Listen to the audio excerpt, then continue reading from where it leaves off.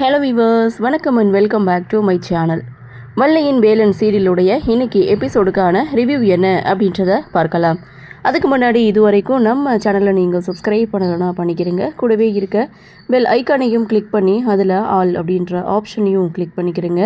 அப்போ தான் நான் போடக்கூடிய வீடியோ உங்களுக்கு உடனுக்குடன் நோட்டிஃபிகேஷனாக வரும். சரி, வாங்க இன்றைக்கி எபிசோடுக்கான ரிவ்யூ என்ன அப்படின்றத பார்க்கலாம். எபிசோடை பொறுத்த வரைக்கும் வள்ளி தன்னுடைய அம்மாவுக்கு கால் பண்ணி மண்டபத்துக்கு வர சொல்கிறாங்க. அதாவது நீங்களும் அப்பாவும் எனக்கு நல்லது நடக்கும்போது இருக்கணும் அப்படின்னு சொல்லி ஜானகியை ஃபோனை போட்டு கூப்பிடுறாங்க. அப்படியே சீனை கட் பண்ணால் இங்கே லிங்கம் பெரிய பிரச்சனையே பண்ணிகிட்ருக்காரு. அவர் சொல்கிறது என்ன அப்படின்னா, 2 கல்யாணமும் ஒரே மேடையில் நடக்கக்கூடாது அப்படின்றதான். ஸோ அதை வச்சு தான் இங்கே பிரச்சனை பண்ணிகிட்டு இருக்காங்க.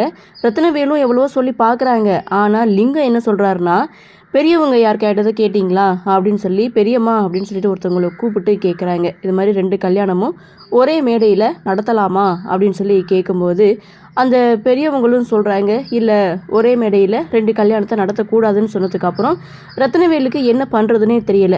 ரேணுவோடைய ஃபேமிலி ஒரு பக்கம் பார்த்திங்கன்னா நெருக்கடி கொடுத்துட்ருக்காங்க. ஏன்னா நீங்கள் வாக்கு கொடுத்ததுனால தான் என் தங்கச்சியோடைய கல்யாணத்தை நாங்கள் இங்கே வச்சுருந்தோம், நாங்கள் ஒன்றும் இல்லாமலாம் இல்லை அப்படின்னு அவங்க ஒரு பக்கம் நெருக்கடி கொடுக்க என்ன பண்ணுறதுன்னு அமைச்சருக்கு ஒன்றுமே புரியல. இது எல்லாமே லிங்கத்தோட பிளான் தான். இங்கே நடக்கிற எல்லாத்தையும் பார்த்தா முத்தையா வேலுக்கிட்ட போய் இந்த விஷயத்த சொல்லணும் அப்படின்னு சொல்லி ரூமுக்கு போனால் இங்கே வேலு தூங்கிட்டு இருக்காரு. இதை பார்த்த முத்தையா, என்ன வேலு பெரிய பிரச்சனையே நடந்துட்டு இருக்கு, நீ என்னன்னா இப்படி தூங்கிட்டு இருக்க அப்படின்னு சொல்லும்போது, இல்லை என்னன்னு தெரியல, ஏதோ மயக்கம் வந்த மாதிரி இருந்தது அப்படின்னு சொல்லும்போது, சரி வா அப்படின்னு சொல்லி கூட்டிகிட்டு போனால் என்ன பிரச்சனை அப்படின்னு சொல்லி வேலு கேட்கும்போது 2 கல்யாணமும் ஒரே மேடையில் நடக்கக்கூடாதுன்னு பிரச்சனை பண்ணிகிட்டு இருக்காங்க அப்படின்னு சொல்ல, அப்போது ஐயர்கிட்ட கேட்குறாங்க, ஸோ எப்போ நல்ல நேரம் இருக்குது, 2 முகூர்த்தம் இருக்குது அப்படின்னு சொல்லி கேட்கும்போது, காலையில் இருக்கக்கூடிய முகூர்த்தம் தான் நல்ல முகூர்த்தம். ஸோ ஈவினிங் ஒரு 3 மணிக்கு ஒரு முகூர்த்தம் இருக்குது, ஆனால் அது அவ்வளவுக்கா நல்லது இல்லைன்னு சொல்கிறாங்க. ஆனால் லிங்கம் இந்த நல்ல முகூர்த்தத்தில் வள்ளியுடைய கல்யாணத்தை நடத்தி முடிக்கணும் அப்படின்னு அவர் ஒரு பக்கம் பிரச்சனை பண்ணுறாரு. இன்னொரு பக்கம் ஏன் பொண்ணோட கல்யாணம் தான் ஃபஸ்ட்டு நடக்கணும்னு ரேணுகாவுடைய அம்மாவும் அப்பாவும் சொல்லிகிட்டு இருக்காங்க.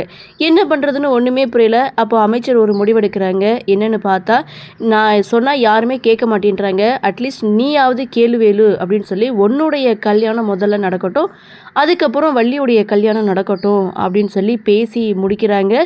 வேலுவும் ஓகே சொல்லிட்டாங்க. ஆனால் வேலு மனசில் நினைக்கிறாங்க, இன்றைக்கி என்ன ஆனாலும் உங்கள் கழுத்தில் நான் தாலி கட்டாமல் விட மாட்டேன் மேடம் அப்படின்னு சொல்லி இங்கே வேலு ஒரு பக்கம் நினைக்கிறாங்க.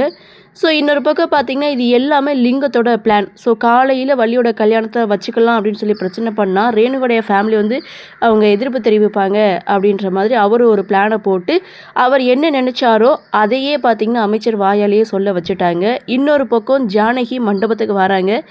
ஜானகியை கத்தியால் குத்த ஓடுறாரு ஒருத்தர். ஸோ அங்கே ஒரு செங்கல் அவரை அடிக்குது. ஸோ இதோட எபிசோடை முடிக்கிறாங்க. அடுத்து என்ன நடக்கும் அப்படின்ற ஒரு எதிர்பார்ப்பு. கண்டிப்பாக வேலு வள்ளியோட கழுத்தில் தான் தாலி கட்டுவார்.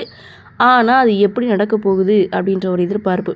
பார்க்கலாம் அடுத்தடுத்து என்ன மாதிரியான சுவாரஸ்யத்தோடு கதைக்கள நகர்வை கொண்டு வராங்க அப்படின்றத நாமளும் பொறுத்திருந்து பார்க்கலாம். இன்றைய பகுதி பற்றினா உங்களுடைய கருத்தை வழக்கம் போல் கமெண்ட் செக்ஷனில் பதிவு பண்ணுங்கள். இந்த வீடியோ உங்களுக்கு பிடிச்சிருந்தா லைக் பண்ணுங்கள், ஷேர் பண்ணுங்கள், மறக்காமல் நம்ம சேனலில் சப்ஸ்கிரைப் பண்ணிக்கிறீங்கன்னு சொல்லி இந்த வீடியோவிலேருந்து விடைபெறுகிறேன். நன்றி, வணக்கம்.